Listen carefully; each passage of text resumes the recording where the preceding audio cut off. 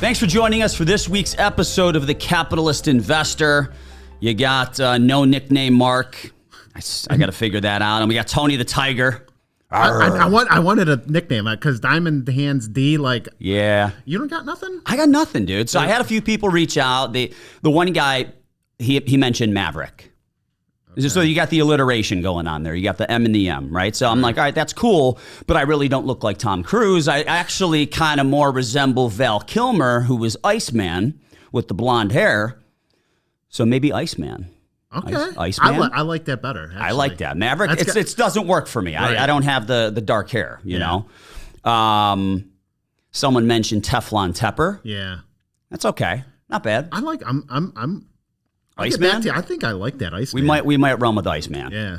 All right, so Diamond Hands D, he's in Hawaii. We're jealous. Yeah. Yeah, here we are in Cleveland. Right, palm trees. 64 degrees today and rainy. Yeah. Terribly cloudy. Let's not talk about it. All right, we're going to talk happy stuff. We're going to talk happy stuff like cyber attacks. Yeah, and hacking and ransoms. Yeah, it's really exciting. So, as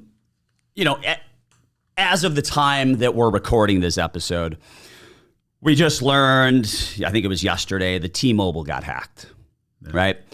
A couple months before that, maybe a month before that, Colonial Pipeline got hacked. Both of these situations, the hackers demanded ransom, and they demanded ransom in crypto. Right. Right? Because it's untraceable, right? And that's obviously one of the things that has really people from both parties, right and left. This is why the crosshairs are on the crypto community right now. So, the one thing... Amongst, obviously, tax reasons. I mean, that's one piece of it. All right, man. Yeah, if they were in dollars, you could, trace the dollars, get the you see the wire transfers going through. That, and you see they have serial numbers and actual stuff. Cash. Yeah, cash. Like old school briefcases of cash. Right. Old school stuff. But, I mean, in this day, again, I wish I knew a little bit more about it, but in a digital age, they can't trace Bitcoin for who it goes to. They can't trace that. Dude, they don't even offer, most of these custodians, if not all of them, don't even give you a statement. They don't give you a 1099. All right, that's why there's so much ambiguity as it relates to who's really reporting this stuff on their taxes. It's not easy. Like if you wanted to report it on your taxes, there's some homework. You got to go through, you got to figure out where you purchased the stuff, where you sold it. It's not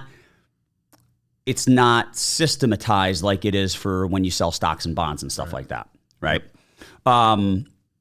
So, we just saw this happen to T-Mobile. We saw it happen to Colonial Pipeline. There's probably 100 other companies it's happened to over the course of the last 2 or 3 months that we just haven't heard about because they weren't big enough attacks, big enough ransoms. Right. And Tony, if you remember, you go back to, I think it was 2017, maybe 2018, when Equifax got hacked. Yeah. One of the 3 credit bureaus got hacked. It's a big problem.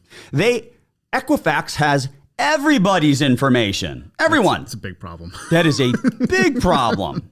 Right? Right. So, you got all this stuff going on. And Tony, again, as of the time that we're recording this episode, there's a hell of a lot of stuff going on in Afghanistan right now. Yeah. Okay. We're not going to talk about that because regardless of what's happening in Afghanistan, this is still modern warfare, cyber attacks. This is how people rob each other. You don't rob someone at gunpoint anymore. Now you steal their social security number and buy a car on their credit. Right. That's the new robbery, dude. And you ruin their life. Yes. You ruin their credit. It takes weeks and months and thousands of dollars to repair everything. Yep. When a client asked me before, hey, what do we do with all this? The only thing I can say is I have LifeLock, pay $20 a month. So that if my credit is pulled, I get an alert.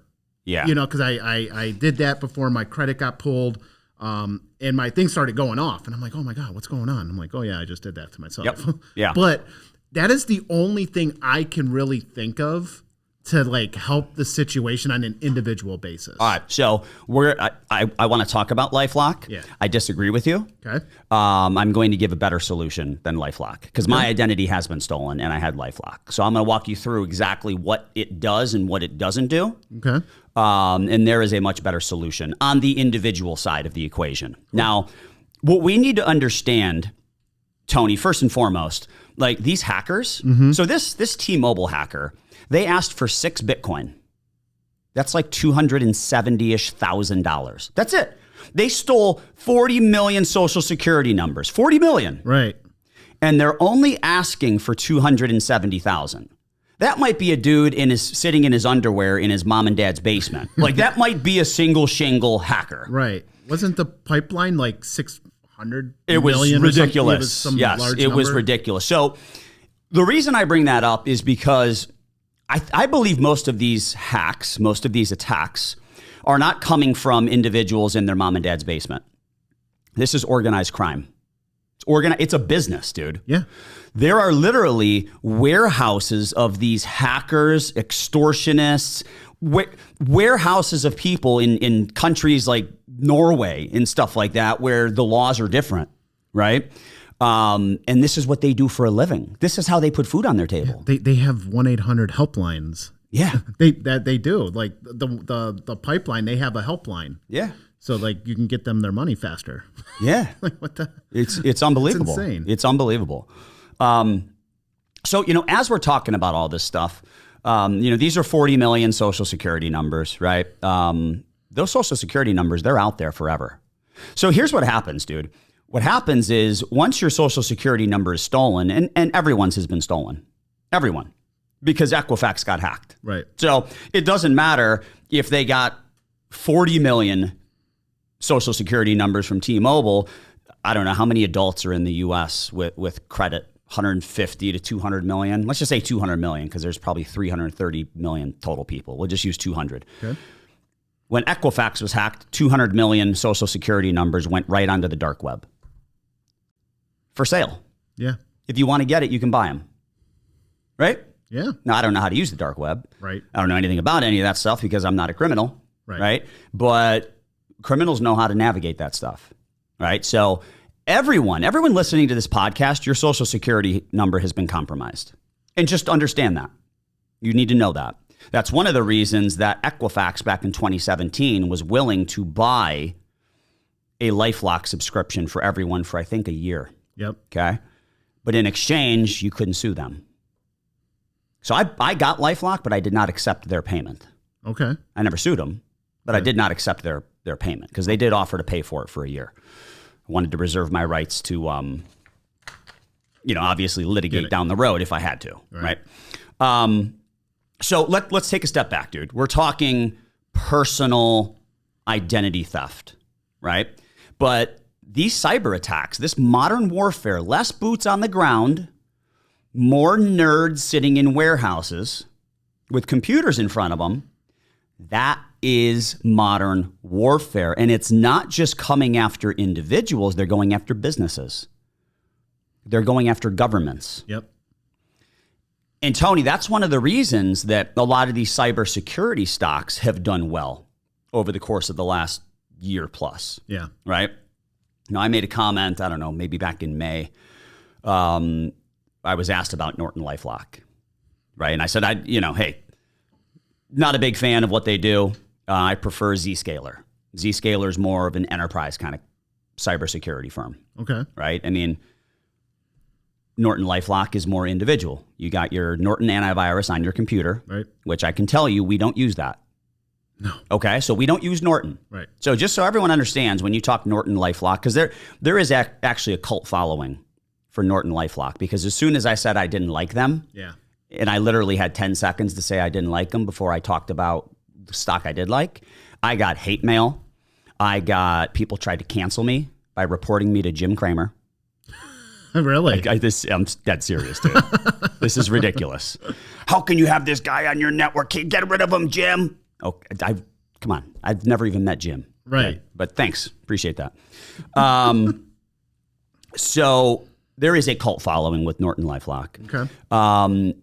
But you look at our business, Okay. And we have an IT firm that comes and they set up our Office 365 and all that stuff. You know, we don't use Norton. Norton's not strong enough for us. And we're just a small business, dude. Right. We got what? 15 to 20 employees? Right. We're a small business. Yep. And Norton's not good enough for us. So who is Norton good enough for?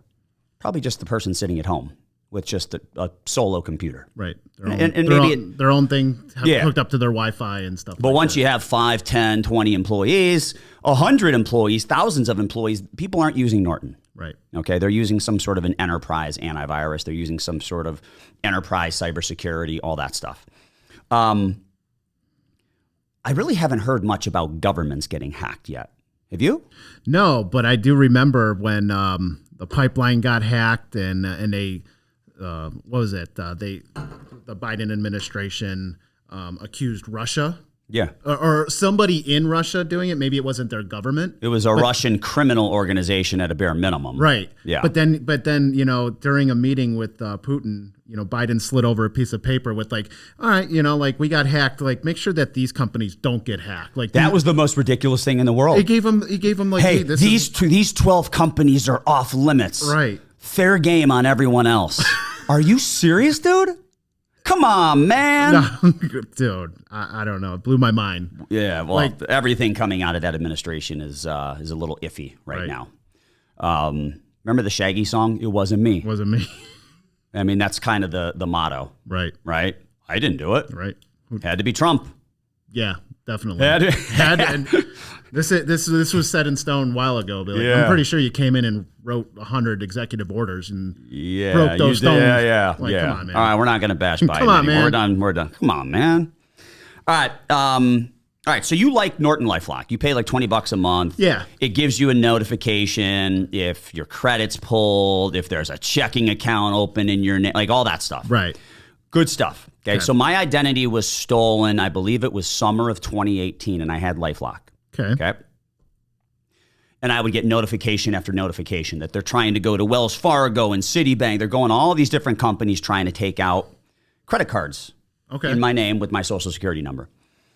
And dude, it's a pain in the butt, bro. Like, I was able to stop the issuance of those cards. Now, here's what they did. They used a vacant home's address in Florida. That's how they do this. Okay. So the credit card gets shipped when approved to a vacant home. Like, these guys know what they're doing, dude. And they probably drive by that house every day. They follow the mailman, right? And then they go and they check the mailbox. They know what they're doing. It's not coming to their home address. Right. Okay.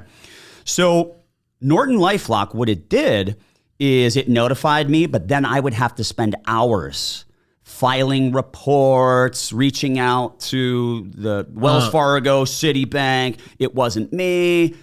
They don't stop it. They do not. They just let you know. Now, they will help you to stop it. They'll be on the phone with you while you're on the phone. They can't do it on your behalf. Okay. So I shut them down. A month later, they would try again. I don't know if it was the same people or if my stuff was just on the black market, on the dark web, just being purchased by new people. Yeah, being resold and resold. So I eventually got to the point where I had to freeze all 3 credit reports. Very easy. It's free. Okay. And all you have to do is you get a login and a password, and you got to make sure you remember your login and your password. And if you want to unfreeze it because you're going to buy a new car or something like that, you literally you say which one you pulling? TransUnion, Equifax, Experian, which one you pulling? Yeah. We pull all 3 and we take the average. Okay. Well, I got to go unlock all 3. You'll unlock all 3 in 5 minutes. Okay. And you can unlock them for a day. You set the time frame. And then you go back to the lender and you say, hey, you got 1 day. It's unfrozen for a day. Right. It automatically refreezes tomorrow. So that, for me, that's the only thing that got everyone to stop. And you can do that without having Norton LifeLock. It's free. Okay. And it is. So tell me again. You go to Equifax. You go to their website. Right. You open an account. Okay. Right. You create a login with your social security number. They'll probably ask you, it's been a while, but I'm sure they ask for your driver's license number. What's the first car you own? All those security questions to make sure it's you. Yeah. And then you go to each of those 3, Experian, Equifax, and TransUnion, and you put a freeze on your credit. I think everybody should do that because 40 million social security numbers are on the dark web right now. Before that, there were 200 million anyways from Equifax. Yeah. You know, so I think the best solution here is just to freeze all three. So when somebody goes to Wells Fargo and tries to open up a credit card, it's immediately blocked. It's like, we can't pull your credit. Immediately. They can't do anything. You can't do anything. Can't do anything. Interesting. Right? Now, the $20 a month is negligible. Who cares? You know, Right. LifeLock's still going to give you notifications. You can have them both. Yeah. But LifeLock's not going to do what freezing your credit will do. That's interesting. Yeah, it's seriously the easiest thing, and it's free, right? And it's the most secure thing you can do. Just don't lose your password. Right. I've never done that, and I don't know what it would look like if I were to lose my password, but I don't think it would be very easy to unwind that. Yeah. So, save it, somewhere in your email and your Outlook. I mean, save it in multiple places. Write it down and put it in your safe at home. Whatever, man. Like, you need your passwords. Yeah, my head, my wheels are spinning a little bit. I think that's a fantastic idea. I'm gonna look into that in the next couple days. I would really encourage everyone listening to this podcast to take awesome. that step, right? Especially if you don't have Norton LifeLock. You have no idea that you're probably already getting ripped off. Yeah. Right? Just go freeze all three. It'll take you 30 minutes to set up the accounts and freeze all three. And then on a going forward basis, if you need to unfreeze one of them, it'll take you 90 seconds to unfreeze one. And it'll automatically, you set the date where it refreezes. Very simple. Cool. Let's wrap up here and let's just talk about the ransoms being paid in Bitcoin. Okay. Obviously, there's a lot of talk right now. People want to regulate crypto. Right. Okay. First and foremost, you know why the government wants to do it. They want their tax money. Correct. Okay. They're going to play it off like, hey, we're going to save all you guys and we're going to eliminate ransom. Right. That's not why they're doing it. But that's their narrative. True. Right. Very, very interesting that these continue to get paid in crypto, but very self-explanatory as well because it's untraceable. Right. And that's one of the beautiful things about crypto. What do you think, Tony, that means for the future of crypto? Do you think that means it's more likely that it gets regulated as we see more and more of these crypto ransoms?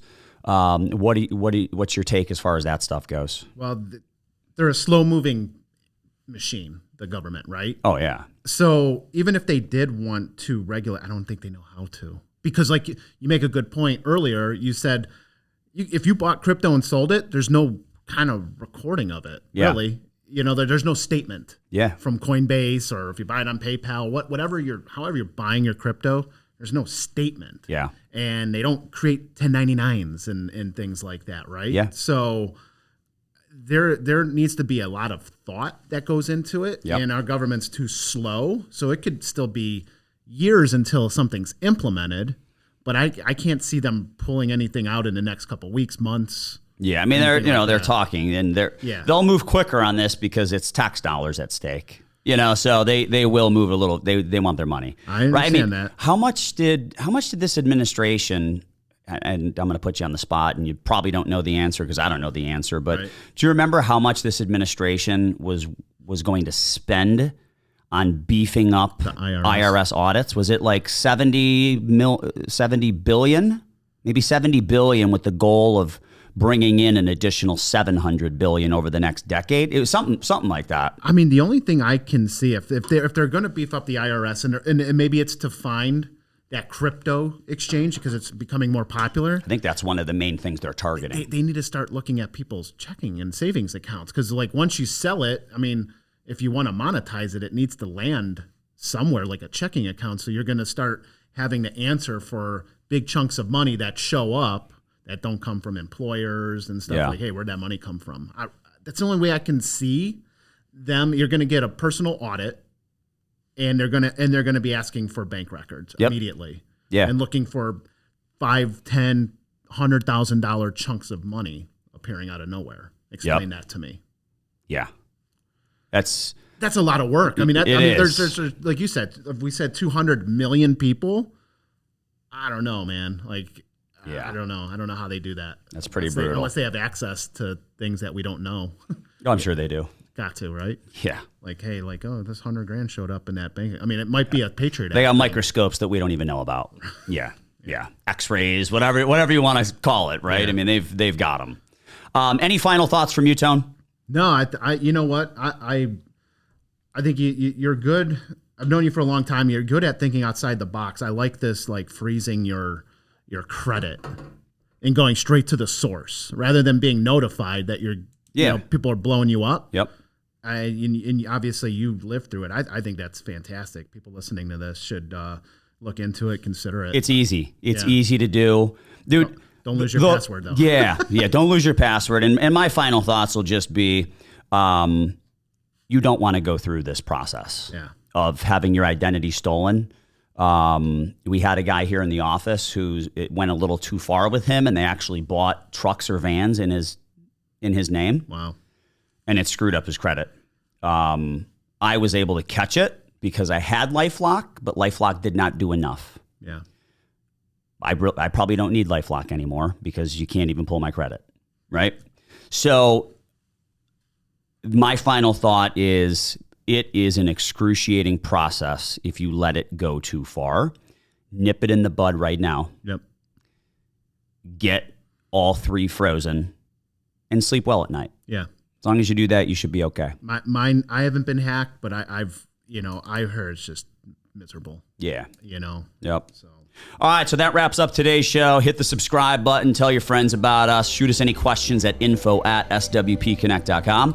We'll talk to you next week. The opinions expressed in the podcast are for general informational purposes only and are not intended to provide specific advice or recommendations for any investment, legal, financial, or tax strategy. It is only intended to provide education about the financial industry. Please consult a qualified professional about your individual needs.